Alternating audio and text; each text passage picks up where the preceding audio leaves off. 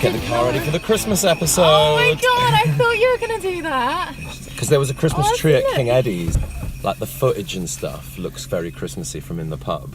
Yes, so okay. I'll keep this. You keep that going. There we go. It's a little bit of tinsel in the way that. I mean, we could have put a filter on, to be honest. Yeah. Welcome back to London. What is this? This is a present for you. A welcome home present. You were there when I ordered them, I think. So I've not actually opened them. I just literally pulled them out the box now, so I don't know what they look like. I can't get in. Rip it open, Kate. Come on, it's Christmas time. I'm going to smash it. This. I know this. Half an hour. I can't do it. Thanks, Vistaprint. There we go. Look at that. Woo! I'm going to so cash do that. Merchandise, I know, yeah. Just driving around with your coffee in the car. I am. There's just nowhere to put it though, unfortunately. So Where are we going now? Just for a drive. We're just driving around. Yeah, but I thought there's I don't know if you wanted to, but something just come up literally a minute ago on Facebook about like sort of famous places in Forest Gate. And right by Forest Gate train station, it's not there anymore, but there's a plaque there, and it's where Jimi Hendrix played and all this kind of stuff. So I don't know, like it feels a bit like, is that Kairos again? Yeah. Let's like, swing by. We could like, look at the and plaque like or park something. up and walk outside. We could have a look. Why not? I don't know. Do we need to swap over the phones now? Yeah, we do. Yeah. Let's do that. Advertising PPL there. I know. Do they sponsor you? Flat50 TV. I know, it's so amazing. I'm going to take those mugs to work and then drink my coffee in front of the kids when I'm teaching music. So, Barcelona. Was it a beautiful horizon? You know the singer, you know that song? Yes. With Freddie Mercury. Yeah, and the that lady. Singer. The lady died a little while ago. Oh, did she? That. Oh, yeah. Freddie loved her. I know. And if Freddie loved her, then I loved her. Yeah, exactly. Any friend of Freddie's a friend of mine. I saw some Instagram posts that you did of some live music, some gypsy jazz. That looked very cool. Night. Yeah, oh God, I bet you loved it, didn't you?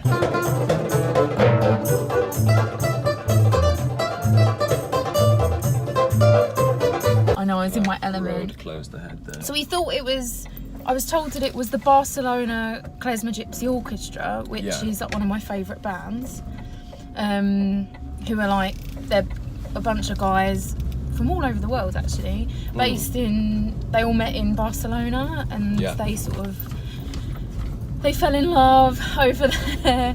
They kind of met, but it's very sort of traditional gypsy music. It's not original gypsy music. I guess Did it was you get sponsored involved? by.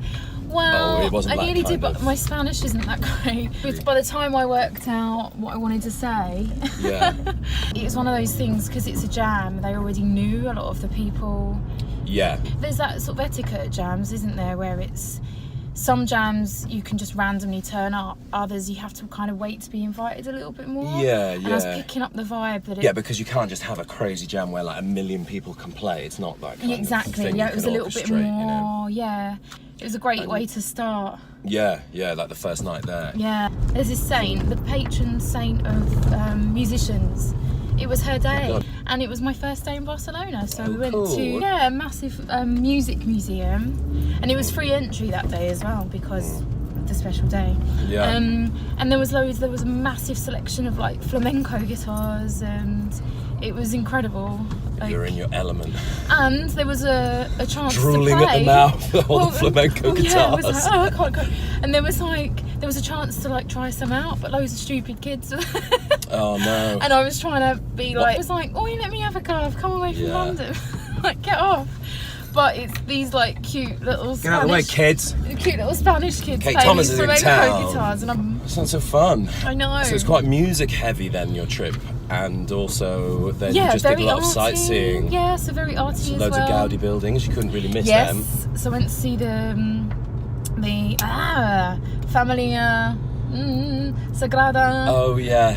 Sagrada. I had to draw Familia. that on my architecture course. Yeah. Oh man. So yeah, we went there and we just sort of walk around and just draw all the Gaudi buildings and stuff. And, It's it was a really fun trip. It's amazing. It's a crazy little city though, isn't it? Like the vibrancy of it all, and like how it's just like alive late at night. Went to the Picasso Museum as well. Very cultured. Incredible. Yeah, very cultured. And saw some of his paintings that he did when he was like 14, 15. Oh my god. The detail, the paintings are excellent, but obviously not as we know. So like they were just really good, like almost photorealistic. Lots of work put into them, just a nice style. So clever. Like, It's like, I know. And when I do go to the shops, I can't be bothered trying stuff on, so I just buy loads of stuff, and then I'm left with 50% of things that I'm like, that's a bit tight. Yeah. Oh my word. Talking about tight. What? Yesterday I did a kids party. Did you? They wanted me to come as a superhero. So I had a nightmare buying Spider-Man outfits. The one that actually arrived in time was actually quite a decent one. But I did have to sort of do double boxer shorts. So, so what I did was I sort of did the party with this lycra outfit underneath my clothes, and I was like sweating, and I was doing like disco dancing and relay games and playing my guitar with the kids. And then about an hour in, I said, like, I'm just gonna go and look for my friend. He's supposed to be here.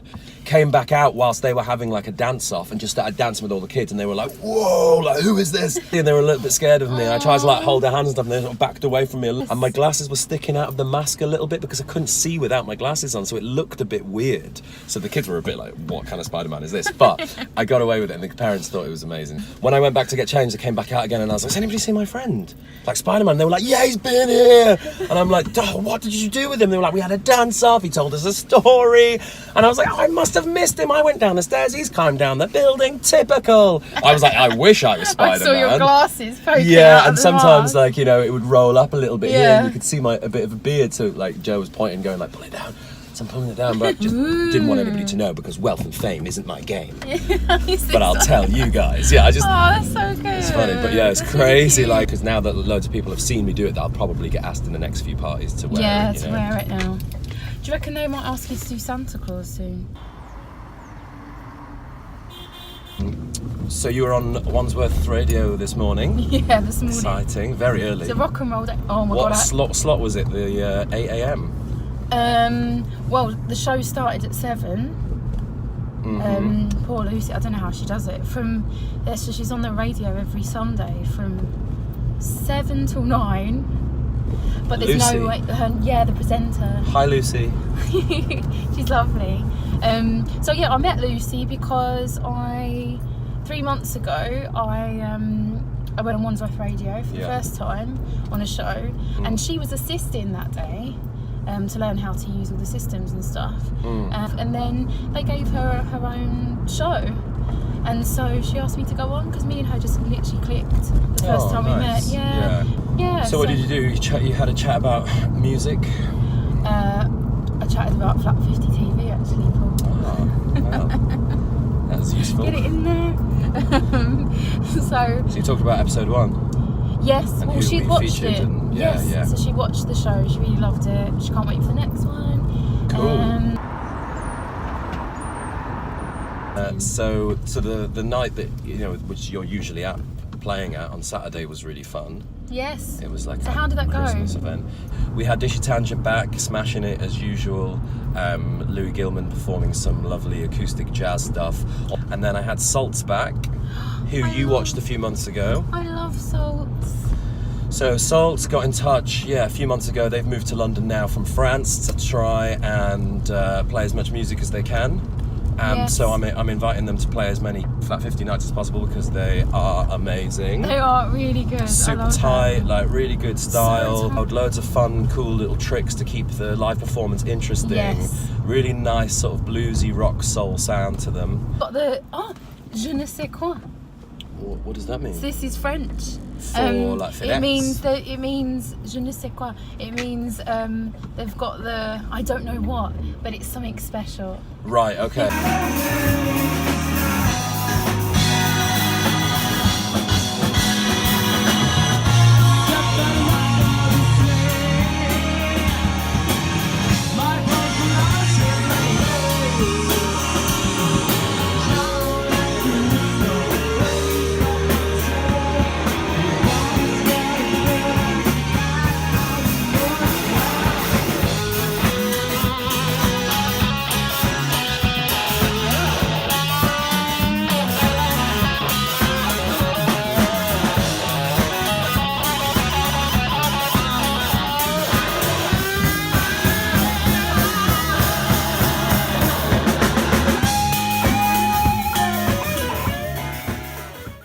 They played a really long set, like an hour and 10 minutes long. Oh wow. A few covers mixed in, loads of originals. Thoughts of recently they release a single? A single. Yes. Kelly Ride. Kelly Ride, that's the one. Yeah, really They're very cool good at single. marketing, them guys, because Yes. I even knew that. You knew that, yeah. And it's a really nice video, shot really well, nice lighting, really professional video. Really catchy song, Kelly Ride. Actually, they're on.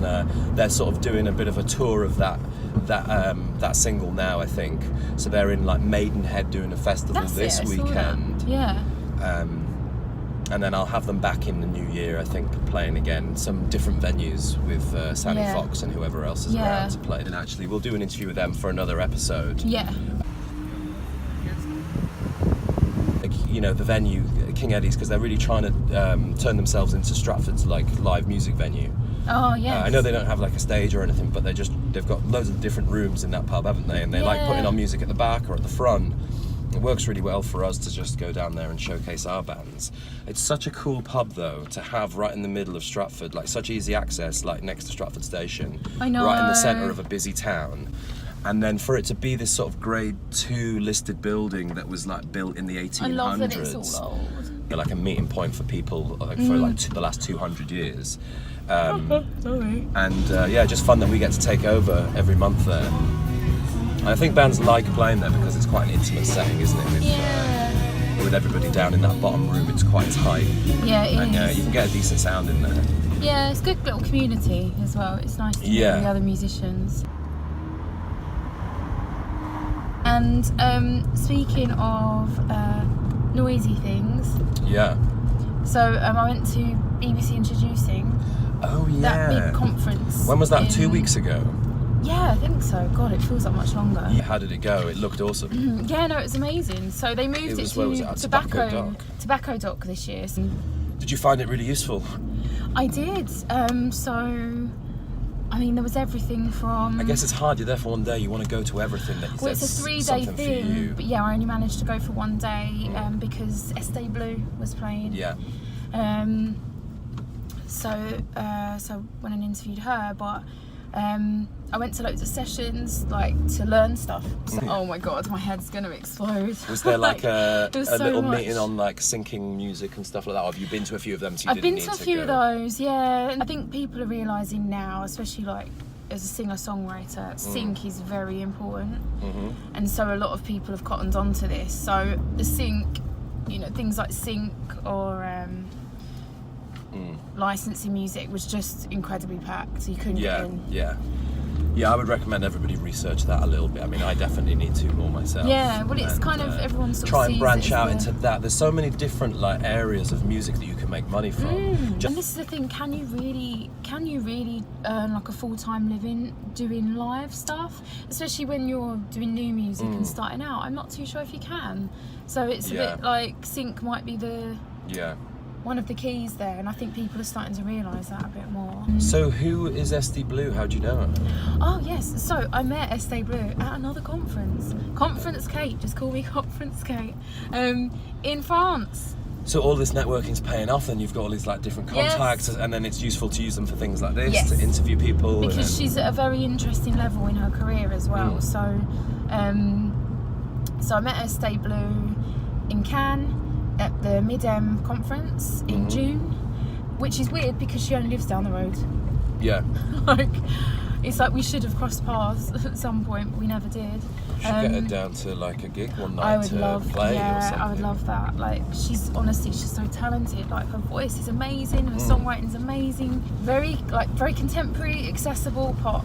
But there's a lot of R&B in there, jazz, soul. So I met her in France and then caught up with her at the BBC Introducing event, and she was performing twice at the BBC Introducing event. Wow, popular. So I know, because she received this really amazing funding from Helping Musicians UK, and which is also supported by the MOBO Awards. Yeah.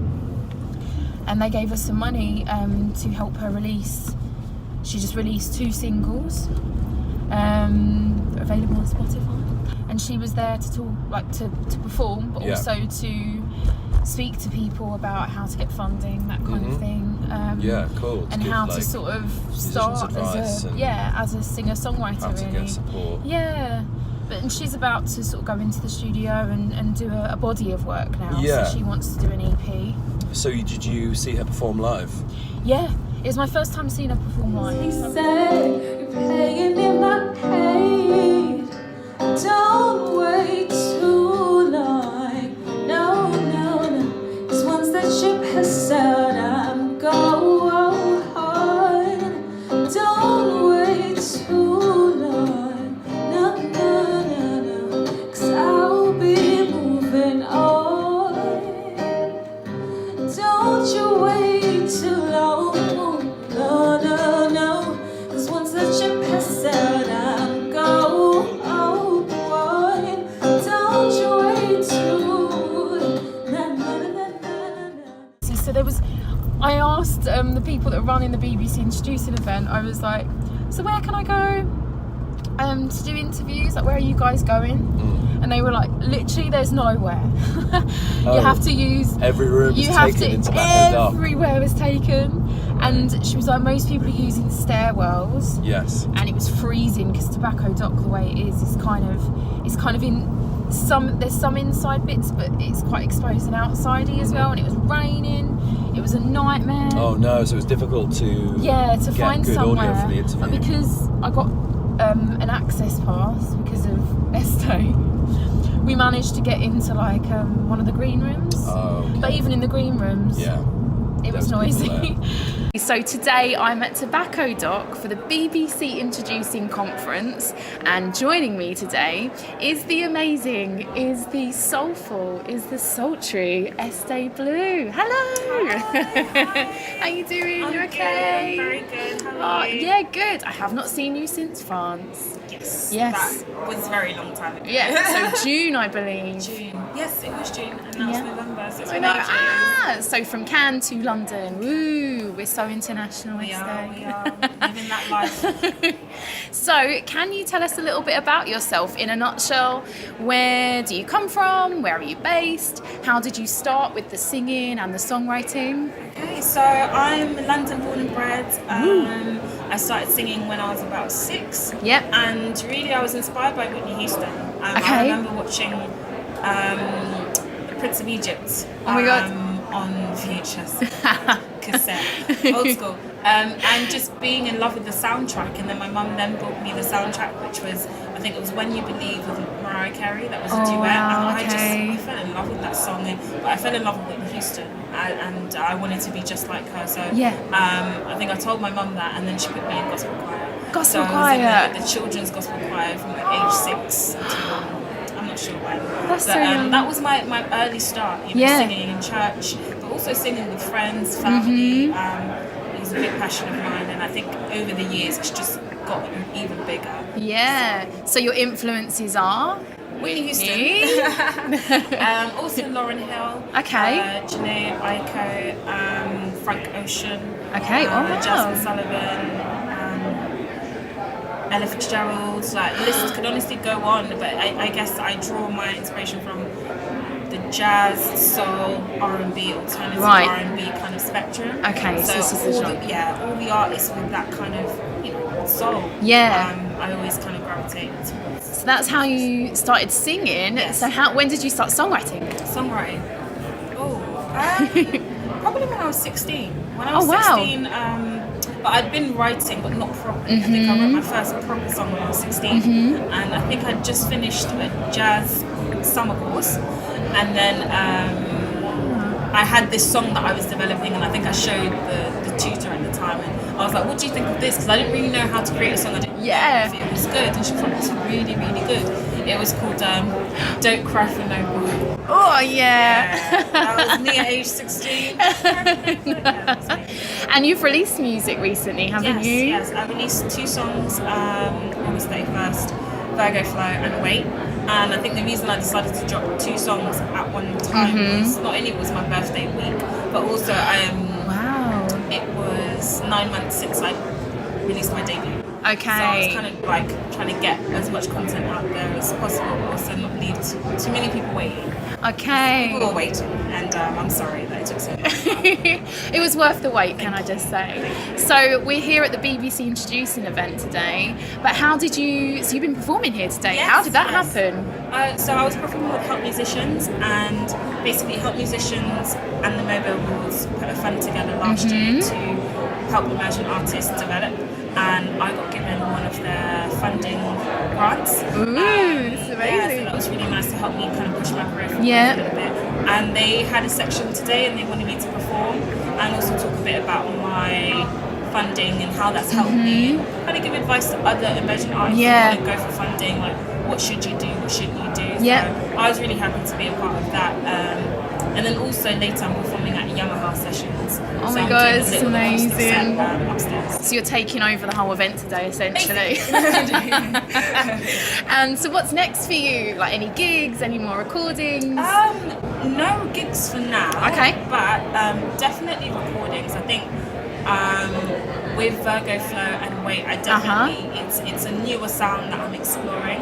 So I'm really excited to just get back in the studio and literally like the end of the year, just there's so many songs that are half finished, and it's like about finishing them off and basically preparing for next year, because I really want to drop an EP. I'm not going to put a time frame on it, but a project is going to come out next year 100%. That's what I can guarantee. This is exciting, a body of work. Woo woo. Thank you so much for speaking to me today, and good luck for your gig later. You're amazing. Thank you, awesome. And so are you. Oh, back to the studio. Amazing, exciting stuff. I am looking forward to hearing it based on the Space. influences you've I would watch given that there. Space. She's just got her head screwed on, and she's really talented, and it's kind of, she's that combination of hard work and talent. But yeah, BBC Introducing, so learned a lot. What a great event that they put on every year, it seems. I know, it's going to get bigger every year. Yeah. The quality of speakers, so like Hugh Stevens? Yeah. The Welsh guy. Yeah, Welsh look, your DJ. mate. All right, Hugh Stevens. Yeah. Yeah, should we have a quick look at Jimi Hendrix's plaque? Yeah, it's up there. By that Forest way. Gate Station? Or shall On I that- turn round? It's on that side. So we're trying to find Jimi Hendrix plaque because, you know, it's interesting music history for East London. We're trying to, it's a bit tricky to find it, actually. It was called the Upper Cut Club or something, so it was like a really famous venue back in the day. This one has So the Uppercut Club, where Jimi Hendrix was playing like Purple Haze early on. Otis Redding. So it's supposed to be here somewhere on Hampton Road. I think this is where the venue used to be.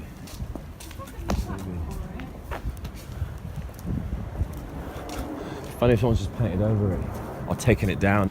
Come on, Jimi Hendrix, where are you? I don't know.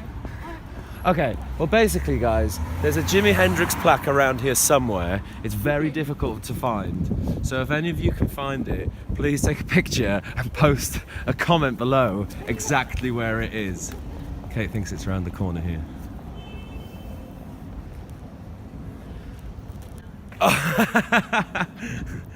Just trying to bring you a little bit of East London music history here. If you know where it is, please tell us where it is, because we've been looking for it for like 20 minutes now. But yeah, let's just appreciate Jimi Hendrix without the plaque. What a great musician.